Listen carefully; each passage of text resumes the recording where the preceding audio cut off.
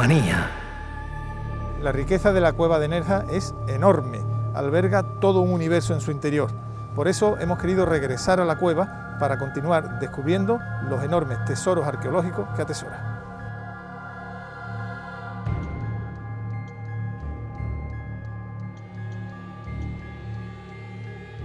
En el capítulo anterior de Arqueomanía, hicimos un poco de historia de la cueva de Nerja y comenzamos su recorrido de la mano del equipo de la Fundación.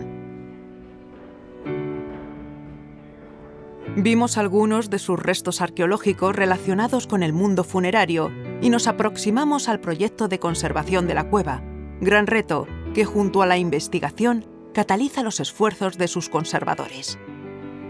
Las manifestaciones pictóricas o gráficas de la cueva de Nerja destacan por la amplitud de temas y épocas que abarcan. Lo mismo que otras grandes cuevas del Mediterráneo o el Cantábrico, Nerja tiene un repertorio pictórico que exige una investigación muy profunda. La cueva posee centenares de espacios con posibilidades de albergar arte rupestre. Una pintura puede estar en el lugar más remoto de las galerías altas o en un pasillo turístico. La jornada de hoy la vamos a dedicar a un plato realmente fuerte. Vamos a visitar la galería alta donde se localizan, a buen seguro, las mejores pinturas paleolíticas de la cueva. Y para acceder a esta galería, que es una zona no visitable, tenemos que hacerlo con técnicas de espeleología. Para ello nos acompañan el Club de Espeleología de Cueva de Nerja, que agradezco su sabiduría en la cueva porque realmente conlleva una aventura que empezamos en este momento.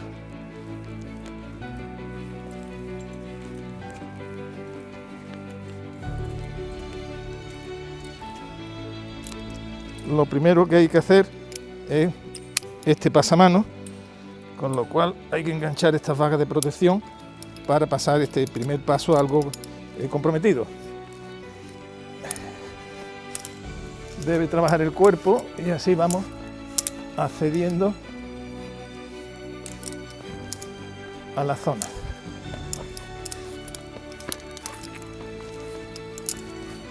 Libre, ya puede pasar el siguiente. Ahora comenzamos a subir esta pequeña pendiente vertical que me llegará hasta la zona de aquella de estalactitas. Vamos a ello.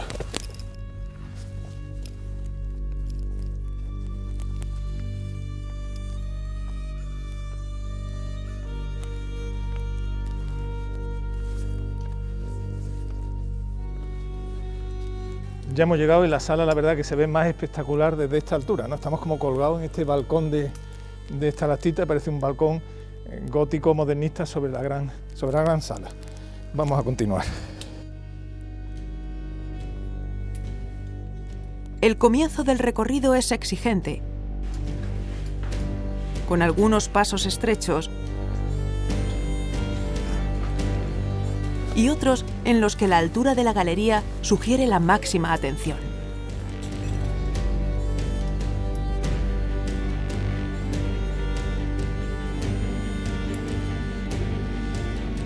Seguimos ascendiendo, aquí realmente hay un gran salto al vacío, gracias que nos garantizamos con estos pasamanos, pero realmente da vértigo, cuando estamos a estas alturas. Impresiona pensar cómo pudieron los descubridores de la cueva en el año 59, sin casco, sin arneses, prácticamente sin cuerdas, sin ningún equipo de espeleología, atravesar todos estos lugares.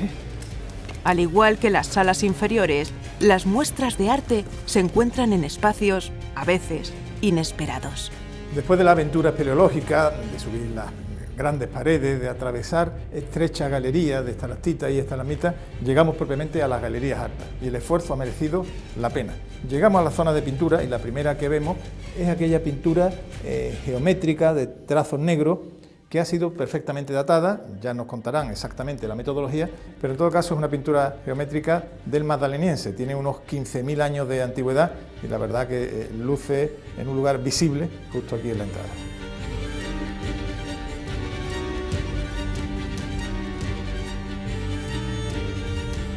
Poco a poco nos vamos adentrando en las profundidades de la caverna, acercándonos a los sitios más interesantes. En un lugar imposible de la cueva, en sus profundidades de galerías altas, entre estas columnas y estalagmitas, aparecen unas pinturas que realmente emocionan, ¿no? Estoy impresionado porque son pinturas, técnicamente dicen pisciformes y popularmente las focas. Son 6, uno a mi derecha, que se percibe aquí, 2 a mi izquierda y 3 al fondo. Son pinturas muy enigmáticas. ¿Qué nos quisieron decir? ¿Por qué aquí? ¿Por qué en un lugar tan apartado? Claro, cuando uno ve ese grito de la prehistoria que nos llama, que nos reclama y que no podemos entenderlo, pues siempre supone un reto para el intelecto y de luego un golpe al corazón. Estas pinturas están en dotación y esperemos poder conocer pronto quiénes las pintaron y cuándo. En 2011, durante la primera temporada de Arqueomanía, tuvimos conocimiento de que se habían datado estas pinturas de pisciformes y otras cercanas, empleando radiocarbono de manera indirecta sobre unos carbones que estaban en el camarín en el que se sitúan las pinturas. Apareció un pequeño resto de carbón como consecuencia de la iluminación, del devenir humano por la cavidad, muy cerca, a unos 10 centímetros de los famosos paneles de foca. El resultado era extraordinario y la noticia tuvo mucho impacto. Se habló de 40.000 años y eso incluía a los neandertales en la ecuación de los hipotéticos primeros autores de pinturas rupestres. Hay bastantes posibilidades que los neandertales ya pintaban, y pintaban unos elementos pues, que no tienen parangón en todo el arte paleolítico. El arte paleolítico es el arte más antiguo de la humanidad y estamos hablando del tipo de focas que hemos visto en la Galería Salta, que son únicas. No hay nada parecido en el mundo, no se puede comparar nada. La clave estuvo en investigar la iluminación artificial de la cueva. Los científicos rastrearon el sistema de lámparas fijas y trataron de reproducir el sistema de linternas móviles, sin duda necesarias, para acceder a todos los rincones de la caverna. Lo que parece que se utiliza son los Pecten Maximus, las conchas de Santiago, llenas de una sustancia oleaginosa, con la que irían encendiendo esos focos de luz fijo. En algunas cuevas, como la de Ardales, sus responsables han tratado de reproducir lámparas con cera y panales de abeja. Hemos realizado un experimento usando un Pecten Maximus, una concha peregrina como soporte y el tuétano de una vaca como combustible empleando una mecha. Lo cierto es que se obtiene una luz relativamente duradera, aunque el soporte se calienta bastante. En ambientes de plena oscuridad darían unos metros de luz. Pero datar carbones no era datar pinturas. Como es habitual en los estudios de evolución humana y en los arqueológicos, cuando se cambia un paradigma como la antigüedad del arte rupestre, las reacciones en contra suelen ser abundantes y virulentas. Los paradigmas están para ser destruidos, que es lo divertido en ciencia. Hoy pensamos una cosa y mañana pues se cambia todo, porque si no sería una monotonía, ¿no? Pues claro, se plantea la problemática que se plantea es si no son neandertales los que pintan las focas de Nerja, pues tienen que ser los sapiens sapiens, y tienen que ser nosotros. Nosotros con esas fechas, según la información que tenemos en la actualidad en prehistoria, no estábamos aquí, teniendo en cuenta que los neandertales cazaban foca aquí en la costa de Málaga, los últimos neandertales, teniendo en cuenta que esta fecha no había sapiens sapiens, la información que tenemos, los sapiens sapiens más antiguos son 32, 33 en toda la costa de Málaga, y teniendo en cuenta que los morfotipos que hay pintados pues no tienen parangón con nada en el arte paleolítico, pues se abre la posibilidad de que estemos ante la primera obra de arte de la humanidad hecha no por nosotros, sino por otra especie distinta, que también tiene otra problemática esto, ¿no? A los pocos meses se dieron cronologías similares en cuevas de Francia y en la cueva del Castillo en Cantabria. Es por ello que los responsables de la datación de Nerja recurrieron a otro sistema para asegurar la edad de las pinturas, un medio que pudiera ofrecer una cronología directa más fiable. Ese método es el conocido como el de las series de uranio o el uranio-torio. Grosso modo, consiste en medir la cantidad de uranio de una costra calcítica que se transforma en torio por el paso del tiempo. A medida que se transforma una cantidad mayor de uranio en torio, la datación se retrasa. Las muestras de Nerja se tomaron en 2012. Unos años más tarde, en 2018, la datación por series de uranio en las cuevas de La Pasiega en Cantabria, de Maltravieso en Cáceres y de Ardales en Málaga, arrojó cronologías aún más antiguas, llegando en algunos casos a 65.000 años. Cuando los distintos cuevas, los distintos proyectos y los distintos investigadores empiecen a aplicar este tipo de nuevas tecnologías de datación al arte, todo va a quedar bastante bien claro. Por fin va a quedar claro que hay un arte antiguo en muchas de las cuevas y va a quedar, la secuencia gráfica va a quedar un poco mejor resuelta.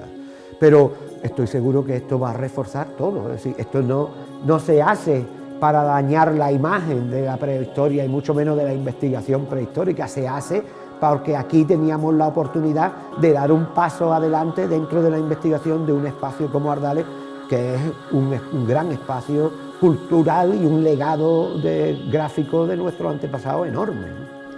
Los resultados de las series de uranio en Nerja han ofrecido paradójicamente unas edades más tempranas. Este argumento, dada la cercanía de Ardales, ha dado lugar a que las dataciones de 2018 estén actualmente en tela de juicio.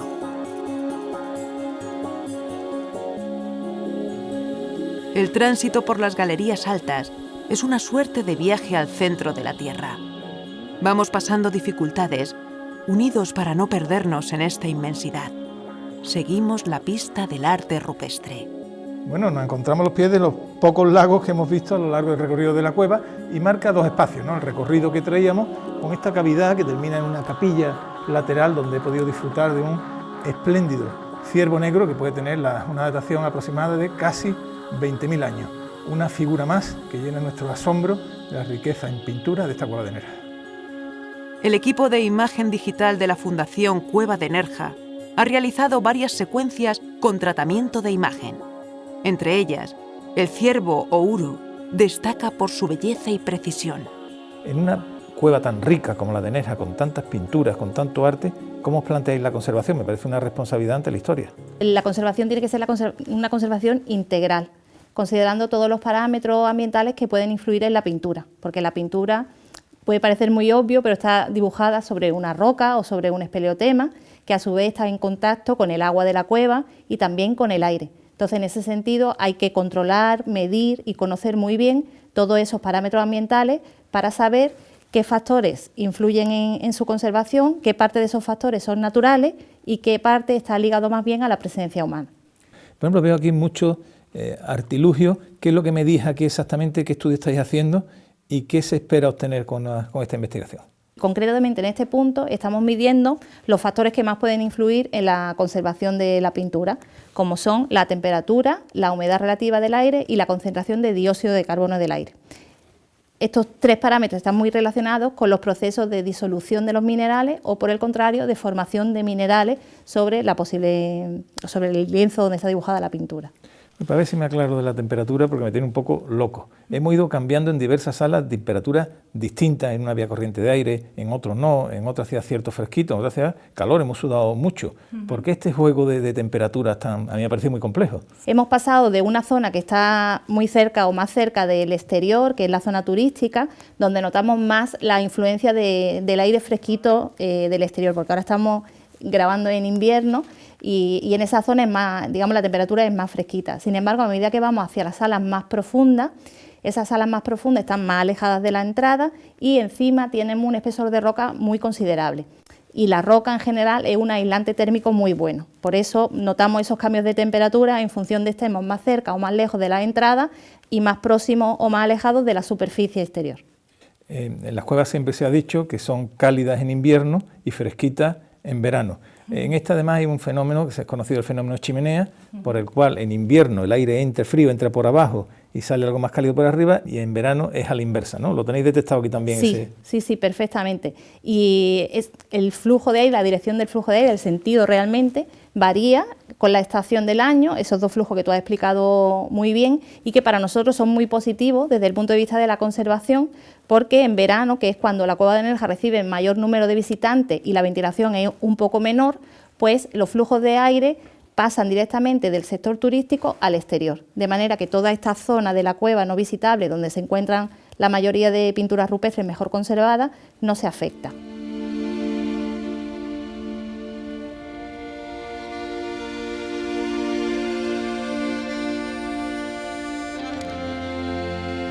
Una de las grandes novedades que podemos confirmar tras nuestra visita a la Cueva de Nerja es que gracias al empleo de mapas de anomalías gravitatorias y otras exploraciones, se ha descubierto una gran cueva, de bastante mayor tamaño que la conocida, junto a las galerías superiores. En la actualidad, se está explorando una vía de paso entre las dos cavernas.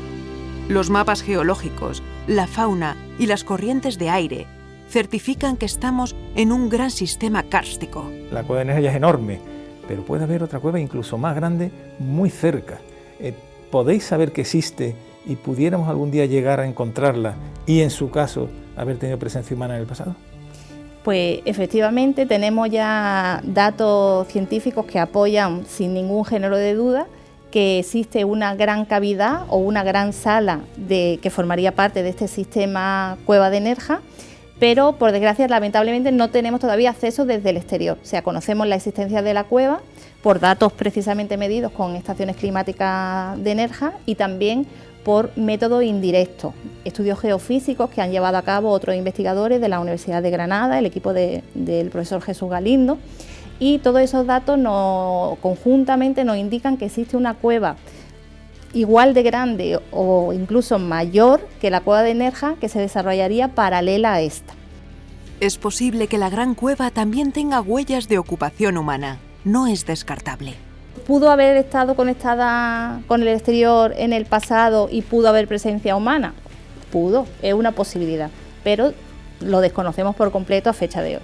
Es donde la ciencia se mezcla con la emoción, ¿no? De alguna forma esa gran cueva está ahí esperándonos, llamándonos. Está venid, esperando. Los compañeros del Club de Espeleología están intentando buscar algún acceso tanto desde la superficie como desde el interior de la cueva, porque como decía antes, sabemos que conectan físicamente. Lo que no encontramos es un paso por el que quepa una persona, pero los flujos de aire y las temperaturas y todos los datos de dióxido de carbono nos indican la existencia de esa gran cavidad, que esperamos encontrar algún día. Ojalá. Ojalá. El descenso de las galerías altas es un retorno a la realidad, pero el potencial arqueológico de la cueva está en todos sus rincones. Bajo una de las pasarelas por las que transitan miles de visitantes, un caballo sin cabeza nos vuelve a demostrar la potencia de la gran galería. Es un sueño respirar estos silencios.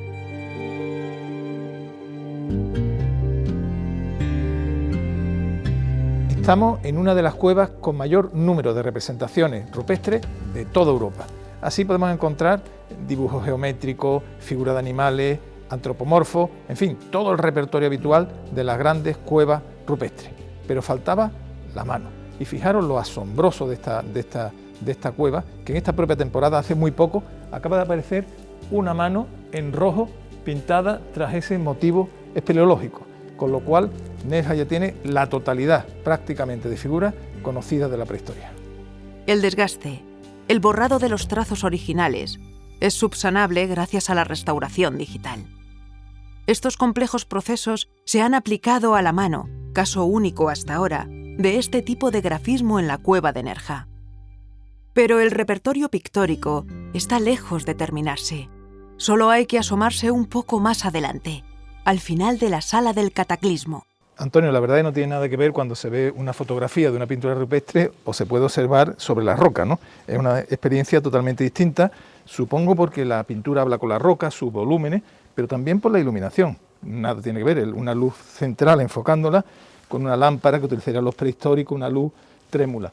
¿Podría la ciencia ayudarnos a reconstruir esos escenarios y esa iluminación? Pues efectivamente, en eso estamos trabajando actualmente, en intentar reconstruir la iluminación prehistórica a través de los restos arqueológicos e intentar marcar las pinturas en su contexto, como lo verían estas sociedades del Paleolítico. Oye, pues la ciencia haría un gran servicio a la humanidad actual si consigue que veamos las pinturas rupestres de la misma manera que la vieron sus creadores paleolíticos, con esa luz temblorosa, con ese contexto. ¿Podría demostrarme un sitio donde viéramos que la ciencia lo puede conseguir? Pues vamos a un lugar especial donde encontramos un caballo con una forma característica que es de pico de pato. Está pintado en rojo y tiene en torno a 20.000 años. Si te parece, acompáñame y lo vemos.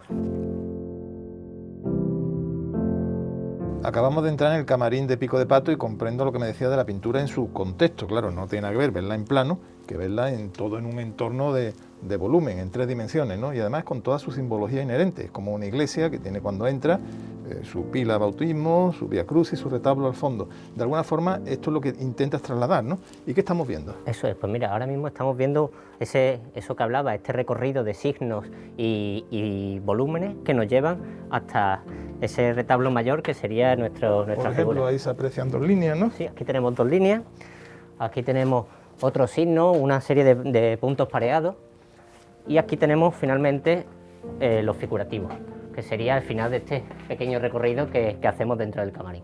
Aquí se aprecia perfectamente el caballo picopato. La verdad que toda una experiencia, ¿no? Avanzar, ver los signos para al final el retablo, sería fantástico que la ciencia pudiera llevar no solamente la pintura, sino toda esta experiencia de signos y de contexto para comprender de verdad lo que la pintura emite, ¿no? Evoca.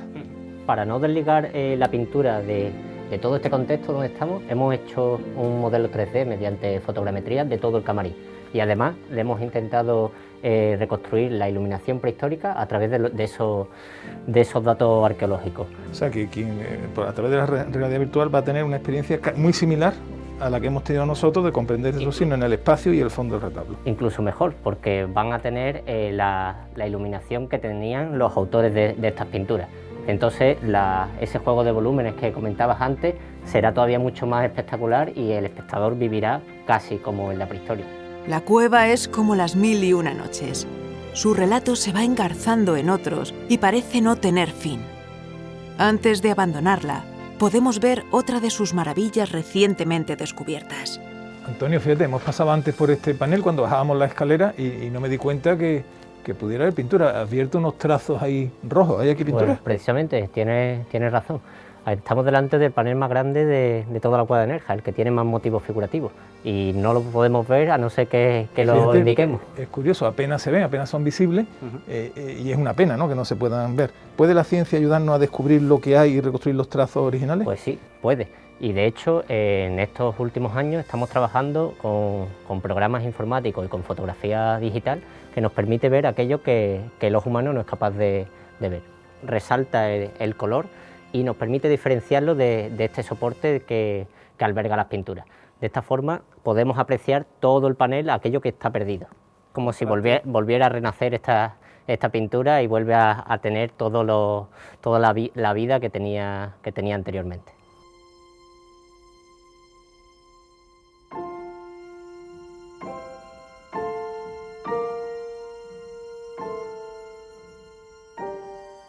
Luis ahora me va a mostrar unos grabados que están en estudio sobre las galerías altas de esta sala de Belén y vamos arriba a conocerlos.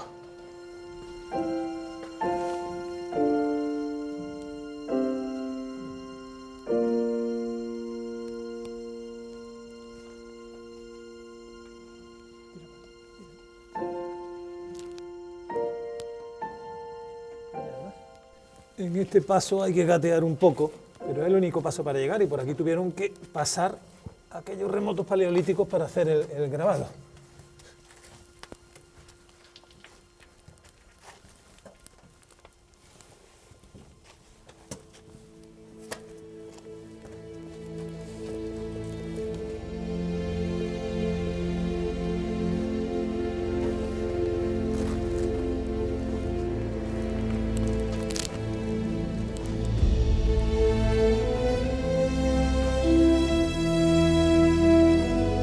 Veo perfectamente el grabado, es un uso con muchas líneas y seguramente será paleolítico, ¿verdad?, ese grabado.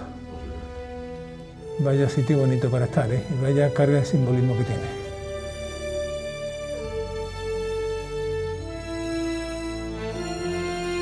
La cueva de Nerja está en el imaginario colectivo por méritos propios, de eso no hay duda.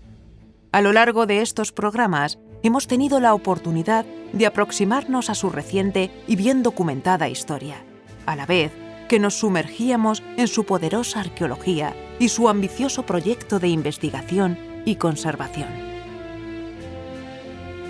El conocimiento del registro humano en la cueva, bien sea antropológico o artístico, desde el Paleolítico hasta la Edad del Bronce, es la clave para escribir el libro de la cueva de Nerja. Un libro del que apenas tenemos unas pocas páginas completas, con decenas de espacios en blanco. ¿Hay algo más sugerente que completar esos vacíos con la investigación? Los científicos saben perfectamente que están ante un reto de varias generaciones. Lo importante es que cada uno coloque bien su peldaño. Toca finalizar el programa. Vamos a abandonar la cueva, el reino de las tinieblas y el silencio, para regresar al bullicio luminoso del exterior. Y lo hacemos con la satisfacción de comprobar cómo la ciencia entiende cada día mejor los mensajes que nuestros antepasados de la prehistoria nos legaron. Y es que la arqueología nos permite percibir el eco a la posteridad lanzado por unos humanos desde la profundidad de la cueva hasta el infinito de los tiempos.